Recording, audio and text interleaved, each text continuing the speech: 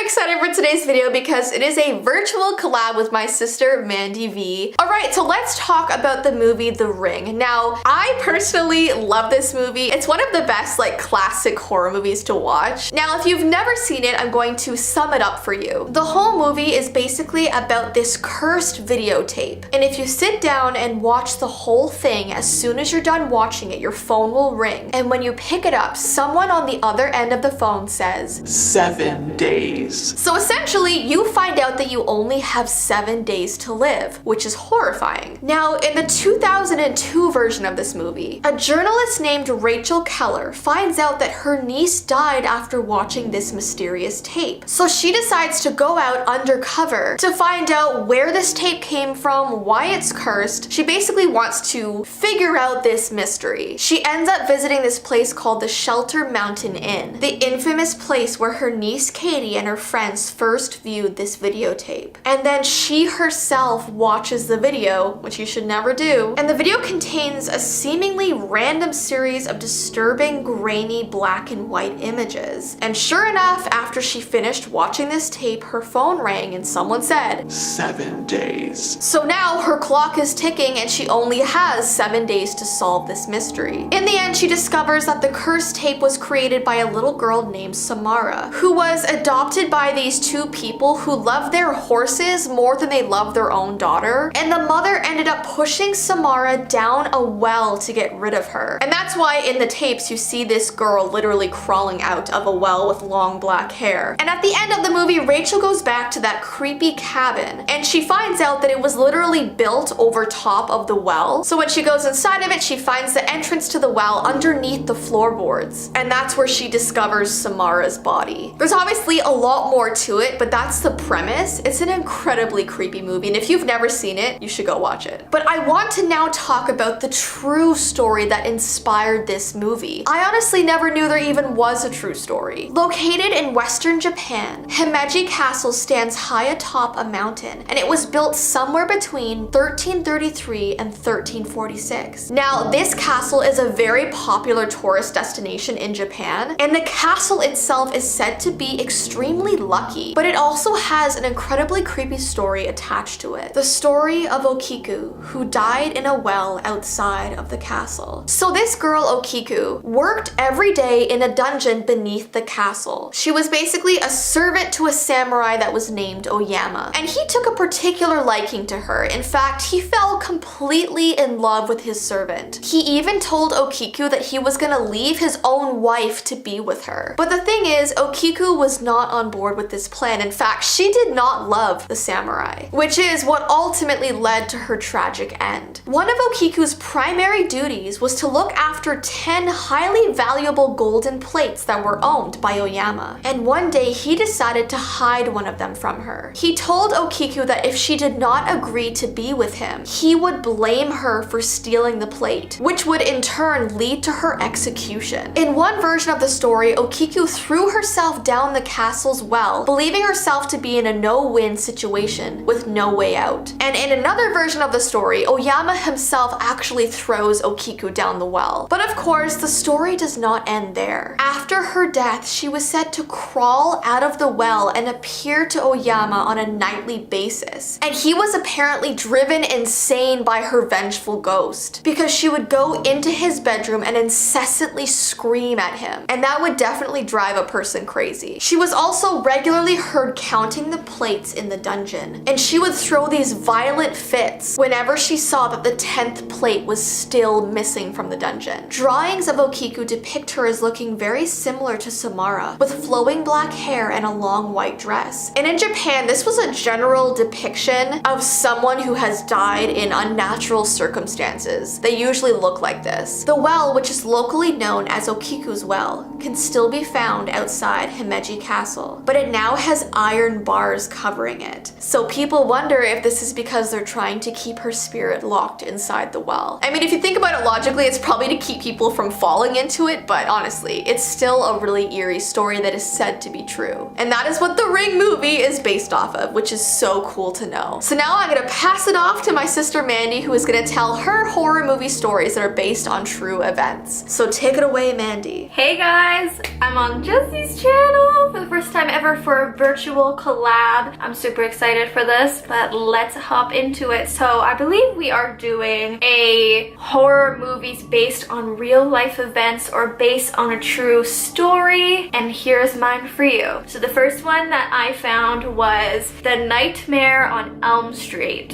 Freddy Krueger.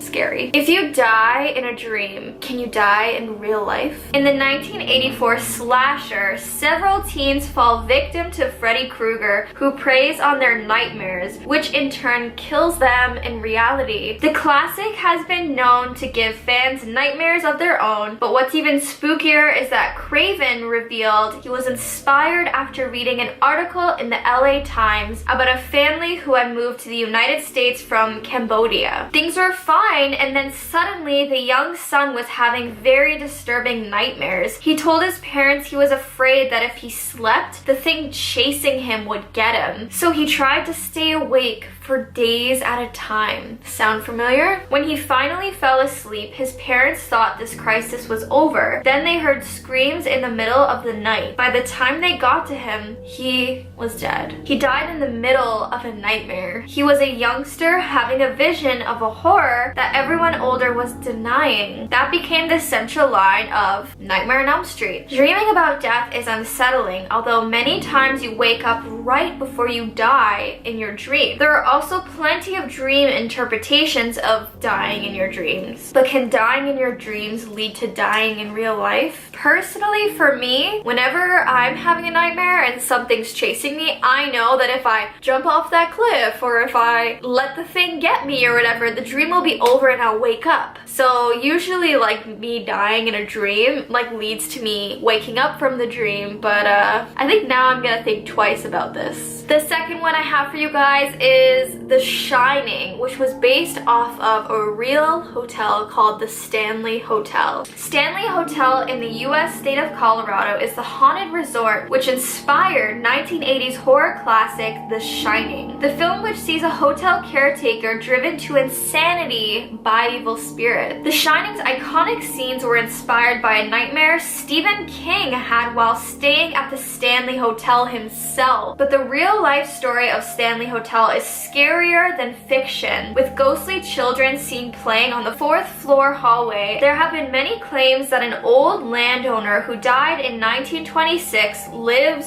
in the hotel as a ghost. Harassing guests in room 401, there is one which is the spookiest and the hardest to book, room 217. Allegedly, 217 is home to a long-dead chambermaid called Miss Wilson, who spends her eternal life endlessly tidying the room she's imprisoned in. Guests staying in the room have felt mysterious sensations in the night, with many reporting that they have been woken up with a poke to the ribs if they leave the room in a messy state. It was the Stanley Hotel's room 217 where author Stephen King spent a wintry night with his wife in 1974, only to suffer from terrifying nightmares. Ooh, spooky!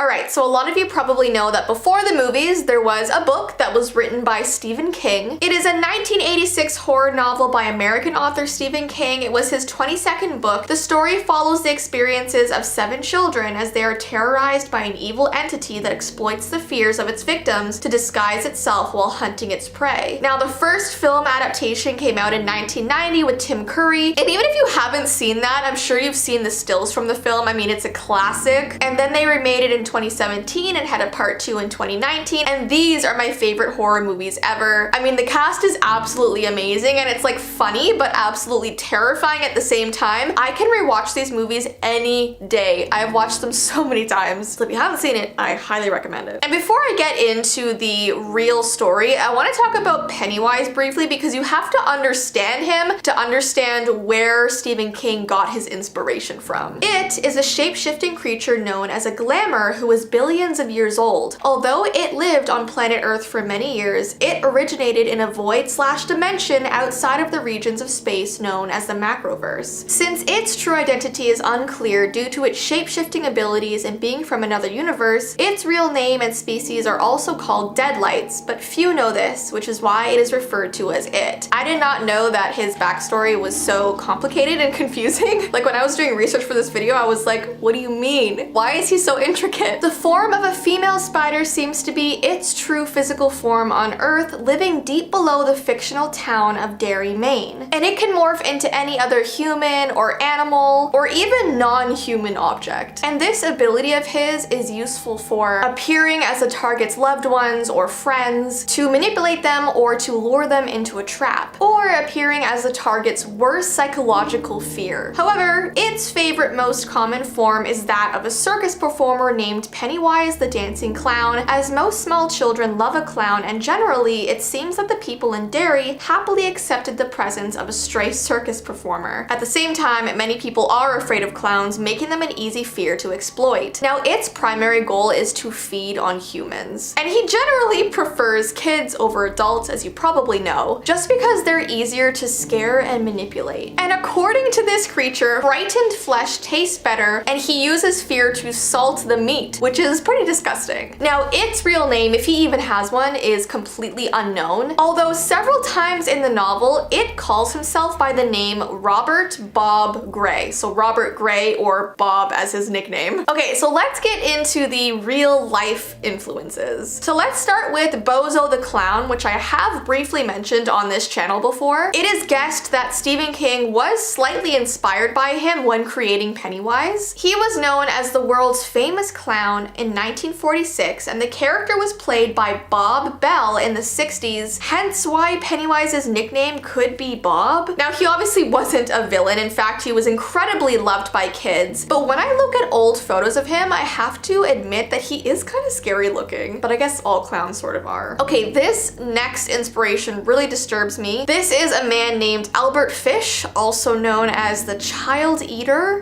This is a real person in real life, and it's a very disturbing crime. This man was known by many names as well. He was known as the Gray Man, the Werewolf of Wisteria, the Brooklyn Vampire, the Moon Maniac, and the Boogeyman. From July 1924 to June 1928, he was actively a child cannibal, and he claimed to have caught over 100 kids. And honestly, I can't even delve into this case because I think it would break all of YouTube's guidelines. But I think you understand the gist of it by the sentence that I just read. Now, he apparently used the name Robert Gray as an alias, which, like I said, was what Pennywise would call himself in the book, so coincidence? I think not. It is a very dark thing to get inspiration from, if you ask me, but there are so many similarities between this man and Pennywise, because Pennywise goes after children and essentially feeds on them, if you will. And then he also got his inspiration from another real-life crime case. This is the case of John Wayne Gacy, which I'm sure a lot of you guys are familiar with. John Wayne Gacy was a notorious killer who often dressed as a clown. He was regularly performing at children's hospitals in his clown attire under the name Pogo the Clown or Patches the Clown. Now, on December 21st, 1978, Gacy was arrested and convicted for 33 deaths, and he was sentenced to death on March 13th of 1980, and he died from lethal injection. Now, while there is some debate on whether Gacy truly influenced the creation of Pennywise, the two are eerily similar, as both dress as clowns and target children. And when Gacy was convicted of his murders in 1980, Stephen King just had begun writing it. So yeah, he would have seen this on his television constantly with people talking about this news, so it could have inspired him while he was writing it. And undoubtedly, the Gacy murders caused an immense amount of fear in the hearts of Americans, and once Pennywise was introduced, he further perpetuated the necessity to fear the people behind the white paint and red smiles.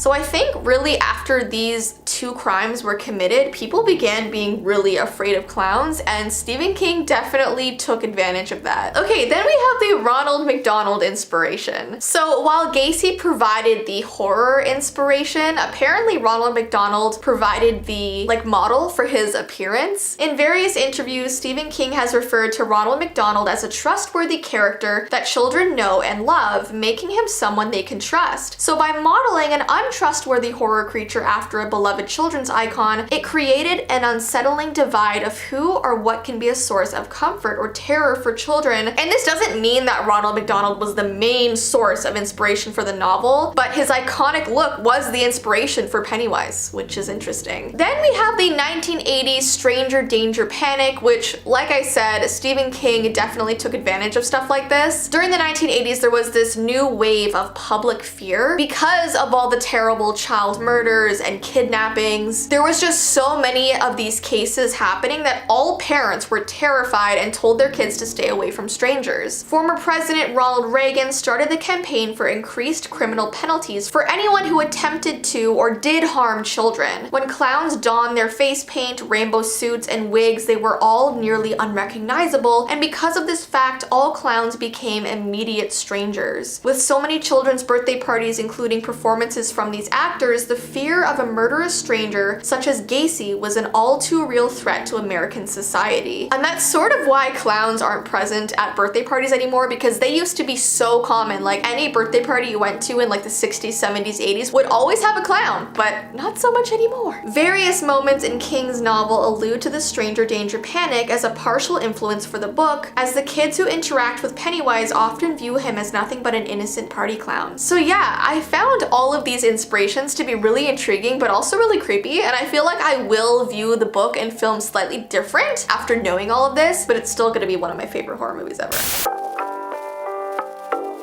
First, I'm going to talk about the Babadook movie. The Babadook is an Australian horror movie that came out in 2014 about a single mother that is plagued by the violent death of her husband while also battling with her son's fear of a monster called the Babadook lurking in the house. I remember when this movie first came out in 2014, every single person around me and on the internet was saying it was the scariest movie they had ever seen. I remember kids everywhere becoming so terrified of this fictional monster. Even the director of the Exorcist movie, which is also said to be like one of the scariest movies of all time. The director said, and I quote, it was the most terrifying movie that he had ever seen. So that's definitely saying something. So of course, when I found all of this out, I went to watch it, and yes, it's definitely an amazing movie. If you want to feel completely unsettled and freaked out, it's the movie for you. And as you know, I love doing this series, looking at horror movies and looking at the real like truths behind them, like where the inspiration actually came from, and the Babadook is no exception. By the way, the Babadook's chant is literally Babadook, dook, dook. like that's the scary noise he makes. Of course, I don't make it that scary, but it's scary in the movie. Alright, so let's talk about how the Babadook is summoned in the movie, because he comes from a children's book. The Babadook appears as a towering, shadowy boogeyman wearing a black coat and hat with long, claw-like hands and a pale, frightening face. The specter is almost completely shrouded in shadow and also can take the form of everyday objects. There's this one scene where the mother sees a coat and hat hanging in the basement of her house, and it looks just like him. And the Babadook haunts whoever reads its poem and hides inside a pop-up book that mysteriously appears in random homes. And basically, as its prey becomes more and more frightened, the Babadook then becomes more and more monstrous. So it almost sort of feeds off of your fear. So when this single mother in the movie reads this book to her son Samuel, they both become increasingly paranoid that this monster is now lurking in their house. So here's how the book goes, because I think if you haven't seen the movie, it's important to like know how this thing comes about. If it's in a word or it's in a look,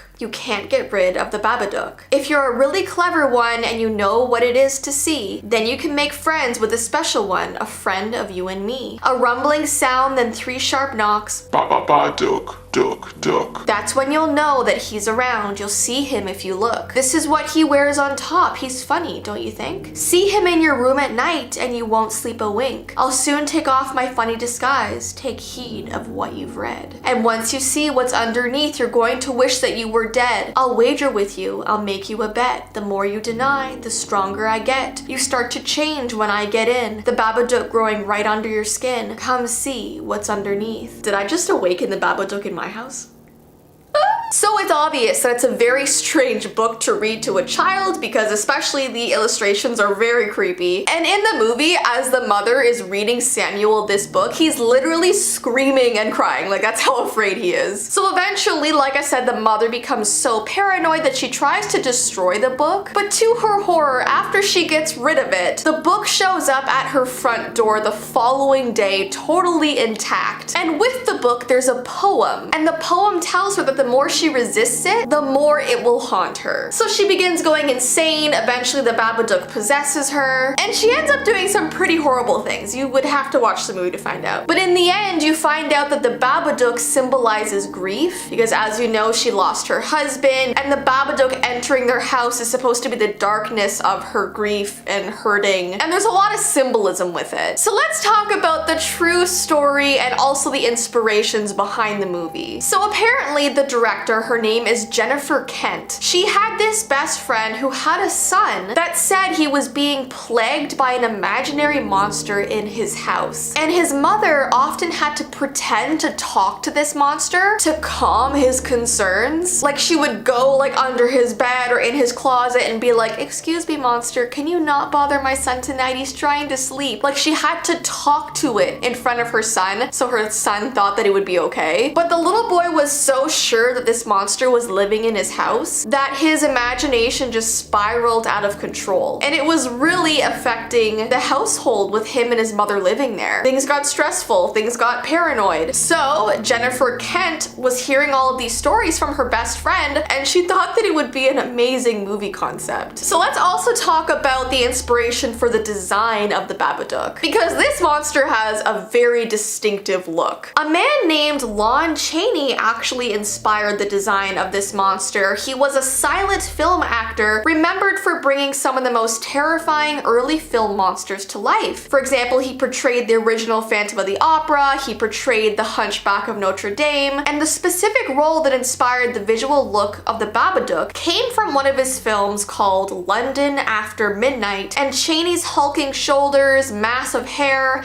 and tall top hat look shockingly similar to the infamous Babadook. Now let's talk about the name of the Babadook, because also, this is a really strange name. It's a very unforgettable name, and it's so weird and specific that it almost sounds like it came from the mind of a child. It sort of has this like gibberish feel to it. Now the specific name origins are unknown, but apparently Babadook is a word in Hebrew, which means he is coming for sure, which is actually really creepy. Now there's no proof that that is what Jennifer Kent had in mind when she came up with this name, but if you look at the meaning in Hebrew, it is sort of unsettling. So there's actually a real life legend that the Babadook was also inspired by, and this is a legend of a creature called Baba Roga. And this creepy legend and creature comes from Serbia, and Baba Roga literally translates to old woman with horns. It is said that she spends her time finding children and putting them in a sack and bringing them to her cave and eating them. Or sometimes, instead of just putting them into her sack, she will literally pull children through small holes in the ceiling, which is creepy. So if you see a crack in your ceiling, she might just reach down and pull you through it. And like most boogeyman stories, Baba Roga is mostly used as a tool for parents to try and scare their children into good behavior, such as ensuring they go to bed on time, respecting their elders, etc. But I did think it was interesting to see the actual like legendary creature that the Babadook was inspired by, even though they don't look that similar, right?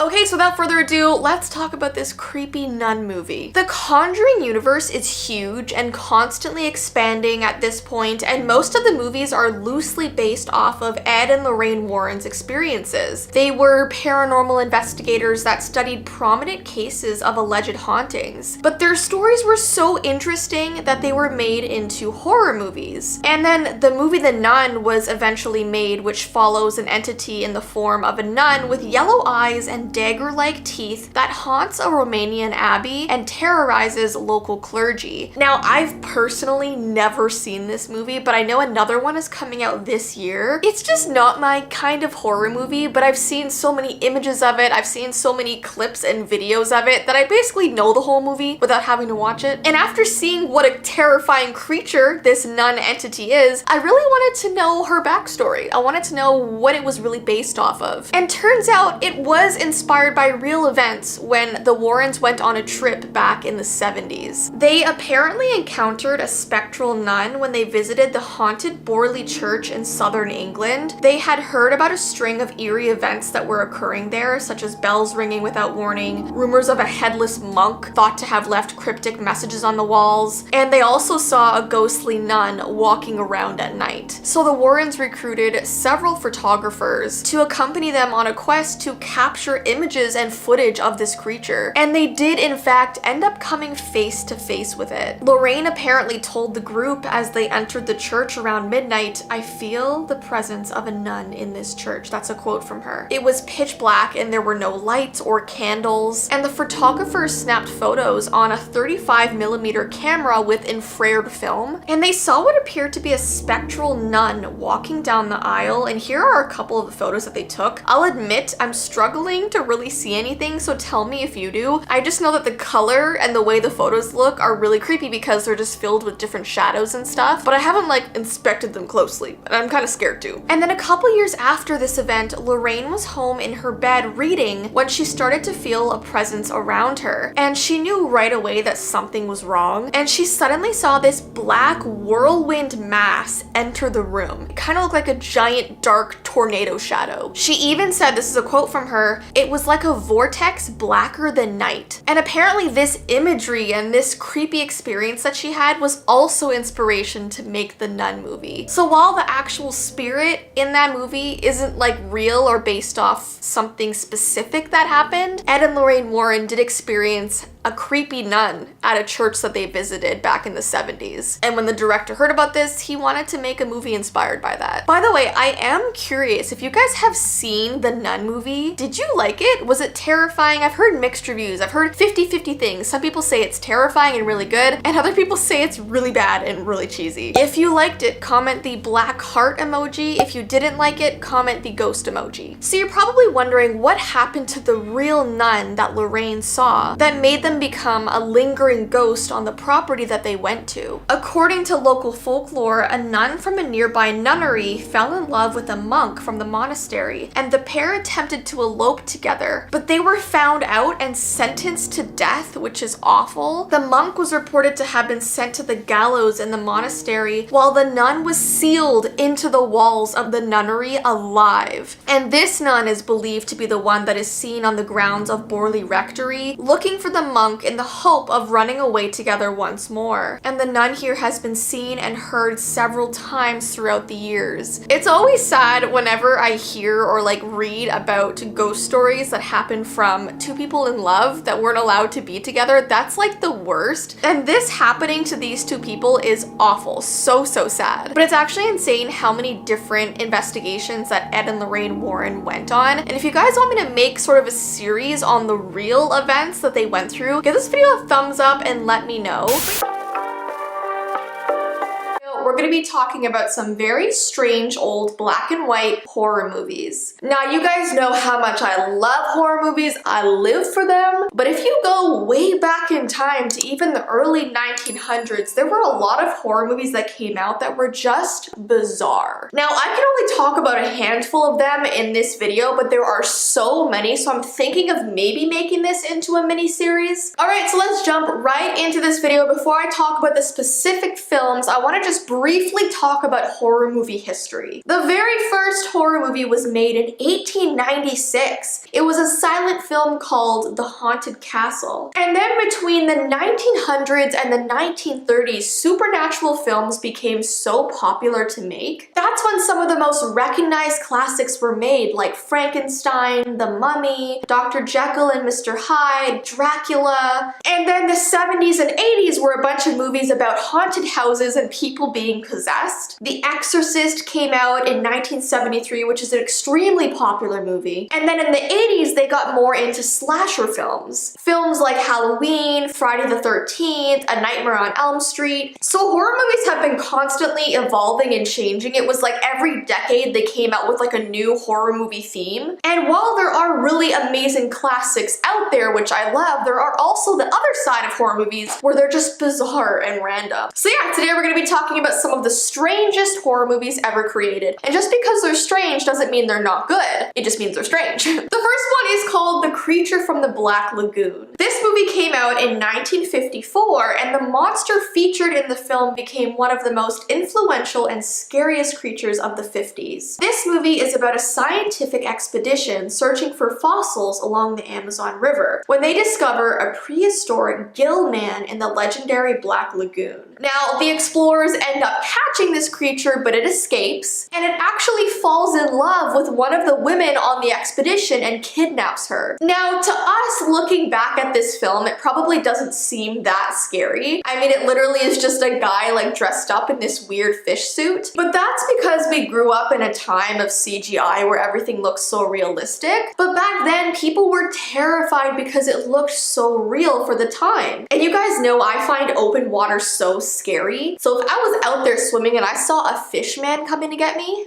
woo, I'd be out of there. All right, next we have a movie called Them. This movie came out in 1954, and it's literally about giant ants, which is completely understandable why it freaks so many people out going to see this movie in theaters back in the day. Basically, this movie starts out being about this shop owner who is killed under mysterious circumstances. So obviously the police come and start investigating what happened to him. And they meet a local drunk who said he had seen giant ants eating sugar from an overturned train. Now, at first, the police don't believe this drunk man because what he's saying is obviously crazy. I mean, giant ants? But then two small boys are taken by the ants, so the cops get serious about finding a solution. Now, like I said, back then they had no CGI, so the way they made these ants is they were basically giant puppets on set. I mean, imagine being that actor who had to interact with these giant fluffy ant puppets. Kind of creepy. Next, we have a movie called The Birds. This movie came out in 1963, and it was directed by Alfred Hitchcock. It's about a woman named Melanie Daniels, who is a modern rich socialite who always gets what she wants. She ends up driving to Bodega Bay for the weekend and notices that the birds are starting to act very strange. A seagull attacks Melanie as she is crossing the bay in a small boat, and then a neighbor turns up dead, obviously the victim of a bird attack. Soon, birds in the hundreds and thousands are attacking anyone they find outdoors. And in the movie, they can't figure out why this is happening. They don't know why the birds are suddenly turning so vicious. And as the birds continue their vicious attacks, survival becomes the priority. Now, I've never seen this movie, but I remember my grandma showed my sister this movie, and my sister was horrified.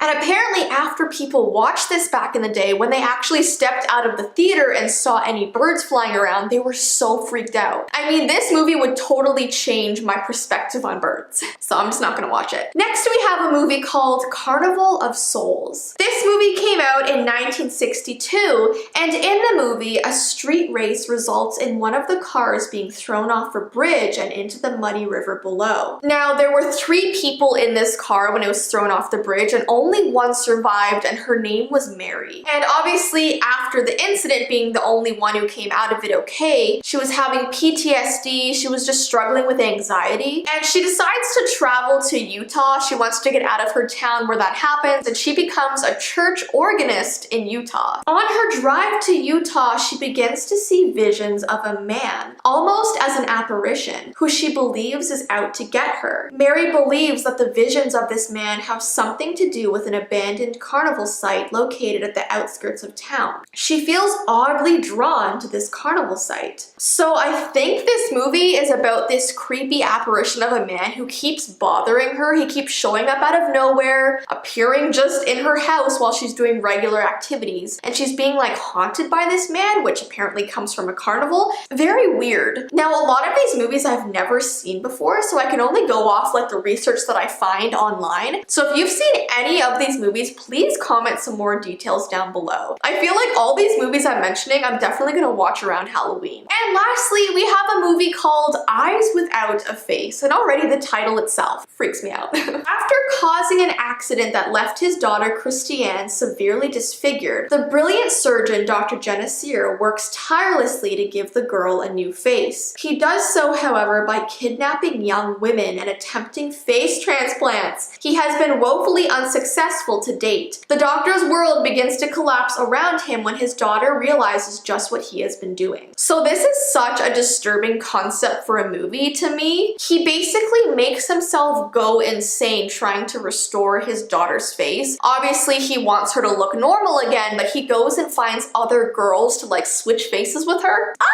Even the poster for this movie is so eerie, and I was reading a lot online that so many people left the theater because they were just so disturbed and creeped out by this. I think this was one of the first black and white films that like went there, you know, like they went there. We are going to be talking about a secret Disney movie that not a lot of people know about. The reason why Disney has tried to keep it secret all these years is because when they first put it out into theaters, it got a lot of backlash. And the reason why is because it was just too scary for kids, and people were like, whoa, Disney, you're supposed to be like happy and colorful and la-di-da. They couldn't believe they put out such a horror type film for kids. The secret film we're going to be talking about today is drum roll, The Black Cauldron. Now, I have mentioned this movie very briefly on my channel before. I think about 2 years ago, my sister and I did a video called Movies That Scared Us as Kids, and I talked about Black Cauldron for like 30 seconds, but there's so much more to talk about when it comes to this movie. And once we're done talking about The Black Cauldron, we're gonna talk about some other Disney movies that didn't sit too well with kids and parents. Disney movies that were just too scary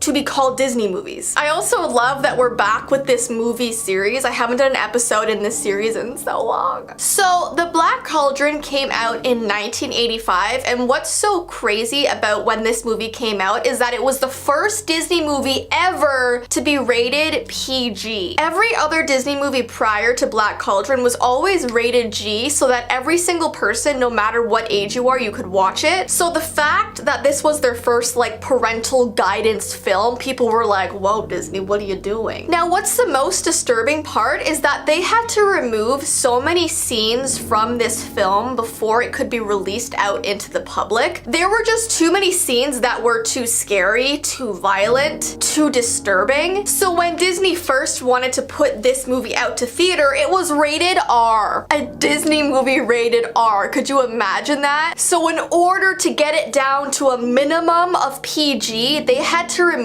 I think it was a total of like 15 minutes from the film. So like already, they were off to a bad start. It was also the first Disney movie ever to not have any songs in it whatsoever. Every other Disney movie up to that point was basically a musical. There was a song like every 5 minutes. It was super happy. But when Black Cauldron came out, there were no musical numbers at all. And not only that, but there were no songs in the movie whatsoever. Just creepy instrumental background music. So that also shocked people about Disney when this movie came out. Because this movie got so much backlash, Disney has basically tried to hide it from history. They never talk about it anymore. They never show these characters in any other movies or merchandise. These characters aren't at Walt Disney World. You can't find this movie on Disney websites. Basically, Disney tries to hide this movie from the world because of how horrible it did. It's like their secret movie, and I totally believe that because whenever I bring up Black Cauldron to like anybody, any of my friends, just anybody, they always say, wait, what movie? I've never heard of that movie. I almost feel like I was the only one who watched it as a kid because I don't know anybody else aside from my sister who ever watched Black Cauldron. I want you guys to comment down below right now. Up until this point, had you ever heard of Black Cauldron? Have you watched it before? Tell me what your experience is with Black Cauldron. Here is the synopsis of the movie for those of you who have never seen it. It says, a young boy and a bunch of misfit friends embark on a quest to find a dark magic item of ultimate power before a diabolical tyrant can. So basically, it's this group of friends that are looking for the Black Cauldron. Now, the villain in this movie is called the Horned King. So, he's supposed to be the scariest Disney villain that has ever existed, even up until now. Millions of children couldn't sleep after watching this movie and seeing him. The movie had to be a higher rating because of him, like I said before. Overall, he's just so evil, and not even at a Disney, like, kinda evil, like Ursula level. He is like evil. I didn't even know it was a Disney movie until recently. I always thought it was like that scary movie from my childhood, but it was Disney.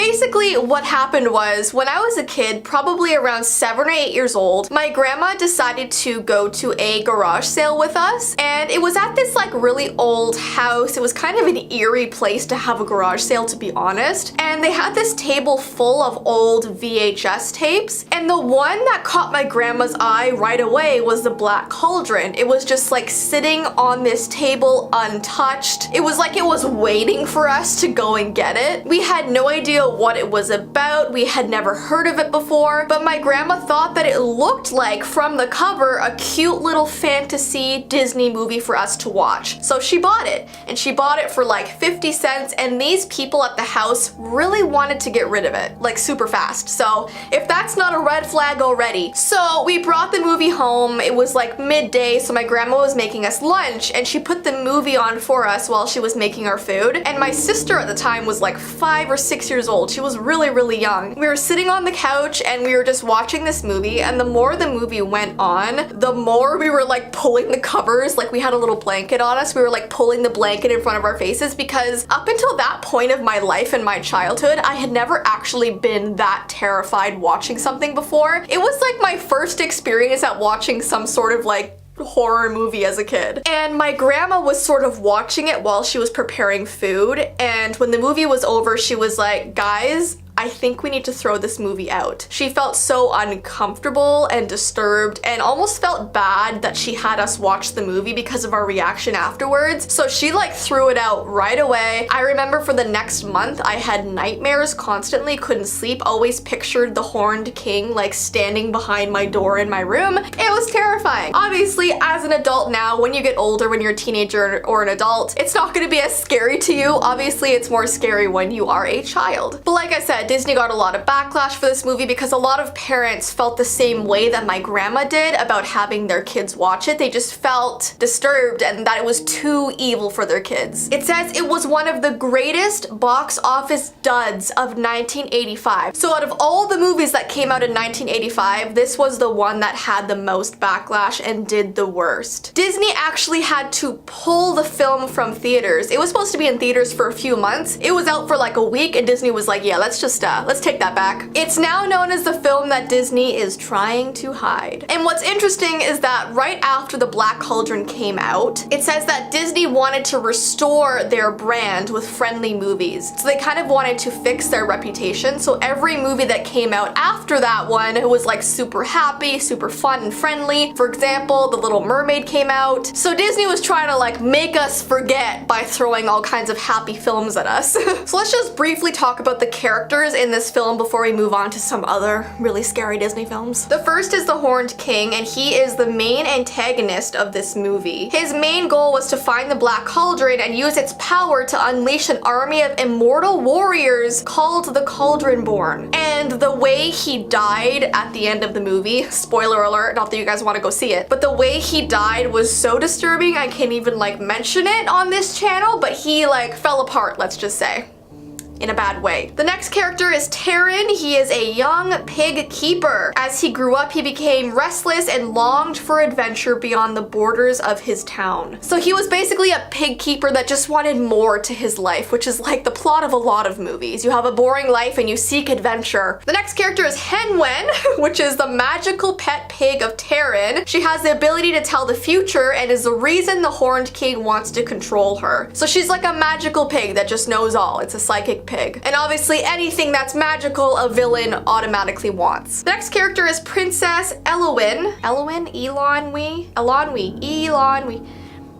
I can't remember how to pronounce her name, I'm so sorry. Taran meets her along the way and she becomes his love interest. She appears to have magical capabilities, which is what saves her and her friends from the Horned King's prison. And what's interesting is that she is a princess in the film, but she never became an official Disney princess. And people were saying that it's because if she became an official Disney princess, she would have to be in all kinds of Disney merch, she would have to be at Walt Disney World, she would have to just be on all kinds of posters, and that would bring people's attention back to the movie The Black Cauldron. So Disney kind of just forgot that she was a princess and they were like, yeah, we don't need her in the official list, no. Then we have Gurgi. He is portrayed as a gopher wood troll creature. His character was always confusing.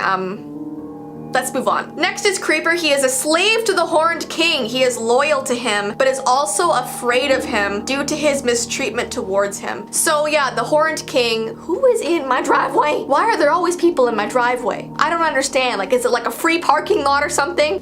What are they doing? They have like a clipboard and they're looking at my house taking notes.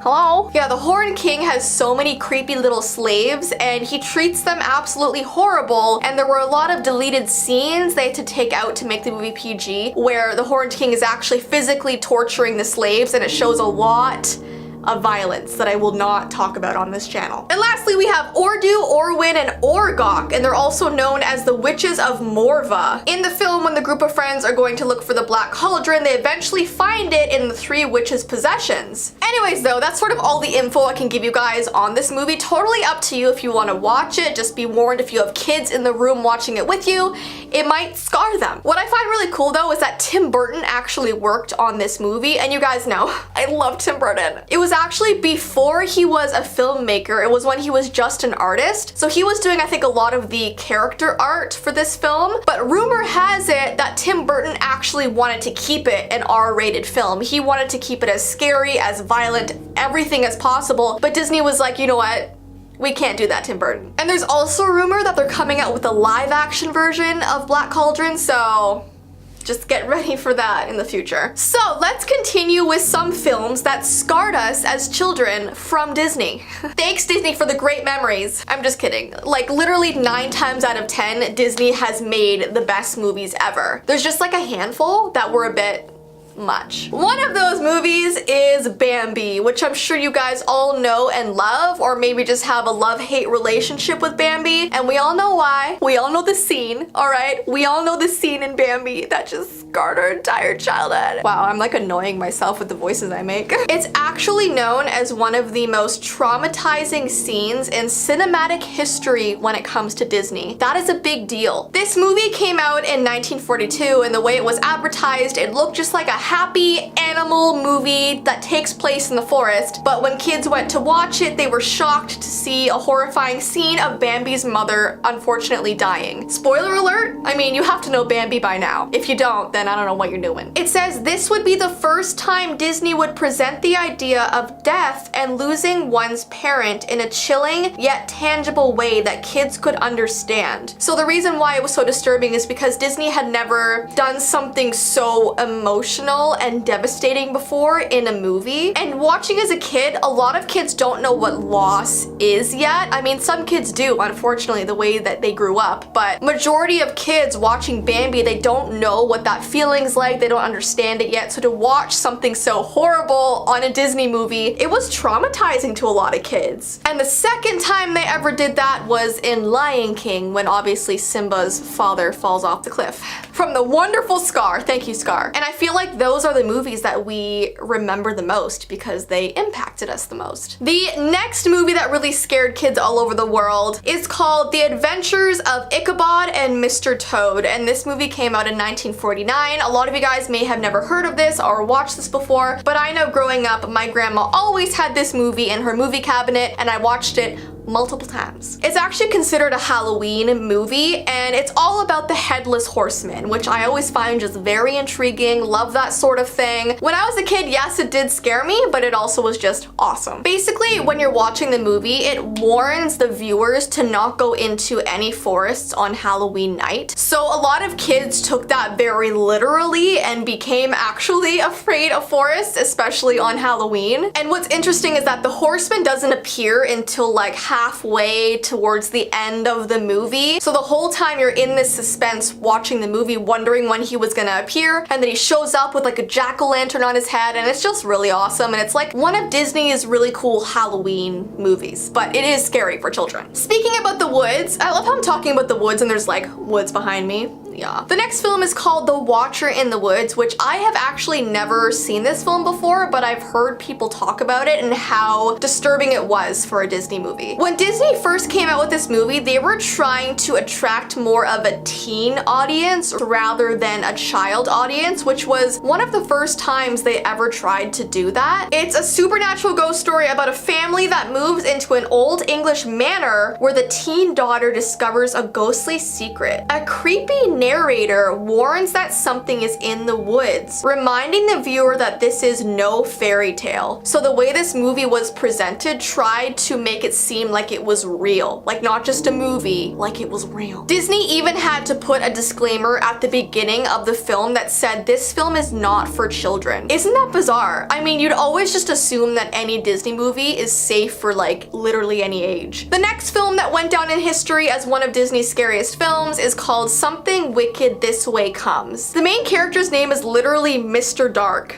So, the mysterious Mr. Dark brings his traveling carnival to the small town of Greentown, Illinois. There are these two boys in the movie that discover there's something wrong with the carnival because the carnival's true intent of being in this town is to collect people's souls. The film very much has an American Gothic vibe, creating a perfect Halloween story. And there's this scene that really freaks people out. If you've ever seen the movie, you might remember this horrifying scene. But there's a scene where he reveals his tattoos of the souls he's captured. It's like really messed up for a Disney movie. And the last film we're gonna talk about is called The Tower of Terror. Now, if this sounds familiar to you guys, it is because it is a ride at Walt Disney World. In fact, my sister and my dad went on this ride when we were in Florida, like a long time ago, like 15 years ago. Disney went through this phase where they wanted to make movies based on the rides they had in their park. I don't know if they do this anymore, but back then they thought it was like a really cool idea. This movie was actually made for the Disney Channel, so it's slightly tame compared to other films, but Disney still made sure to make it pretty scary. And actually, the people who made this movie were the same people who made that show, Are You Afraid of the Dark? And I absolutely loved that show as a kid, so I kind of want to watch this movie now. I've never seen it before. Anyway.